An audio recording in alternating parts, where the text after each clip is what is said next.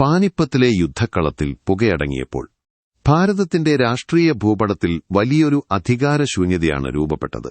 അഹമ്മദ് ഷാ അബ്ദാലി യുദ്ധത്തിൽ വിജയിച്ചെങ്കിലും തന്റെ സൈന്യത്തിലെ ആഭ്യന്തര പ്രശ്നങ്ങളും സാമ്പത്തിക പ്രതിസന്ധികളും കാരണം ഇന്ത്യയിൽ ഒരു സ്ഥിരഭരണം സ്ഥാപിക്കാൻ അദ്ദേഹത്തിന് കഴിഞ്ഞില്ല. മറുവശത്ത് വടക്കേ ഇന്ത്യയുടെ സംരക്ഷകരായി നിന്നിരുന്ന മറാത്തകൾക്ക് അവരുടെ ഏറ്റവും മികച്ച സൈനിക വ്യൂഹത്തെയും ഭരണാധികാരികളെയും നഷ്ടമായി. ഈ സാഹചര്യം പരോക്ഷമായി ഗുണകരമായത് മൂന്നാമതൊരു ശക്തിക്കായിരുന്നു, ബ്രിട്ടീഷ് ഈസ്റ്റ് ഇന്ത്യ കമ്പനിക്ക്. പാനിപ്പത്തിന് മുൻപുവരെ വടക്കേ ഇന്ത്യയിലെ ബ്രിട്ടീഷ് വ്യാപാര താൽപര്യങ്ങൾക്ക് ഏറ്റവും വലിയ വെല്ലുവിളിയായിരുന്നത് മറാത്തകളുടെ സാമ്പത്തിക ആധിപത്യമായിരുന്നു.